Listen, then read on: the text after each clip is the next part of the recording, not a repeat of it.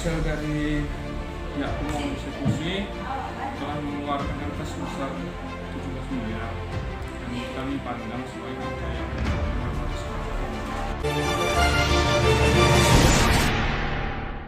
Pemerintah Kota Tanjung Balai terancam kehilangan 3 aset bangunannya. Tarik-menarik yang tertuang ke dalam proses negosiasi atau mediasi pun mengalir dan belum menemui titik terang. Kepastian status kepemilikan terhadap ketiga aset bangunan tersebut hingga kini menjadi polemik yang tak kunjung usai. Dan mungkin itu permasalahannya, kenapa masalah bor ini seperti berlarut-larut. Jadi pemerintah kota juga sedang berupaya bagaimana kita mempertahankan aset tersebut.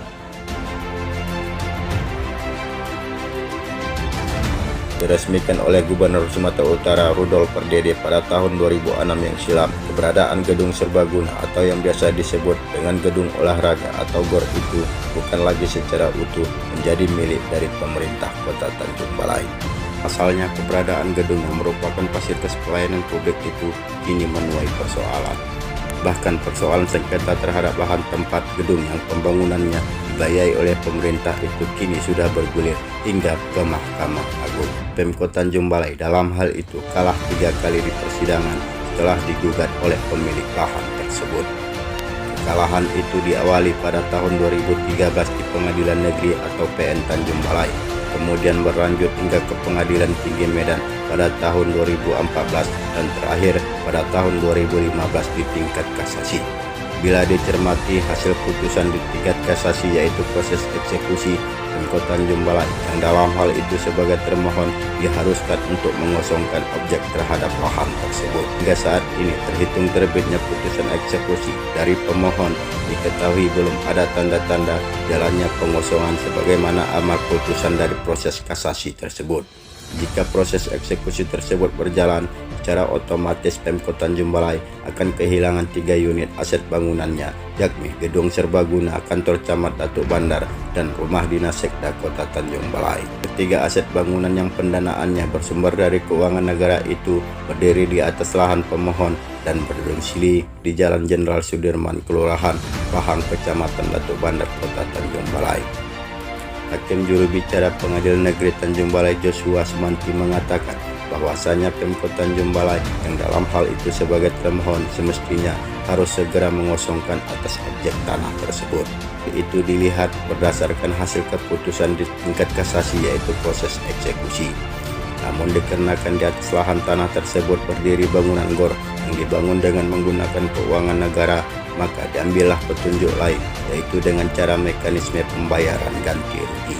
Diakui Joshua lagi bahwasannya dalam persoalan sengketa terhadap lahan tersebut, pihak dari Pengadilan Negeri sebelumnya sudah melakukan langkah mediasi dengan kedua belah pihak, yakni Pemkot Tanjung Balai sebagai termohon dan pemilik lahan selaku pemohon eksekusi.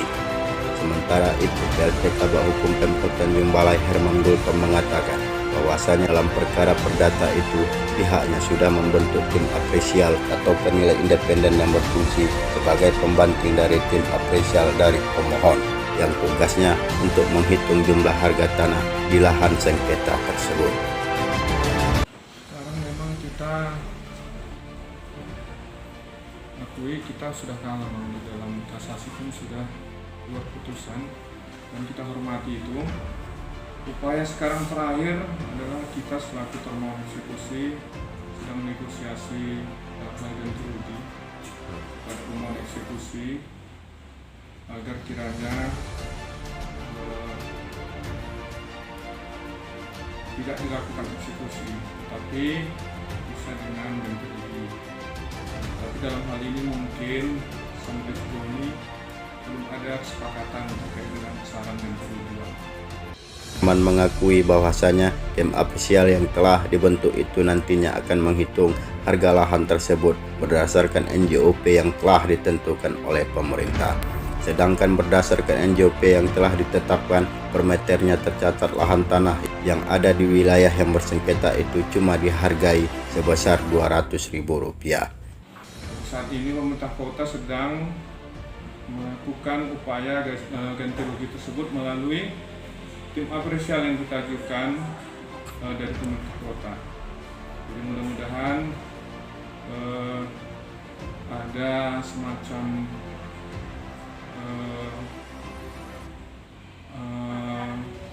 angka-angka nanti yang kita harap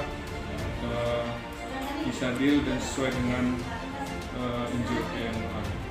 Angka yang disampaikan oleh penggugat berapa kira-kira?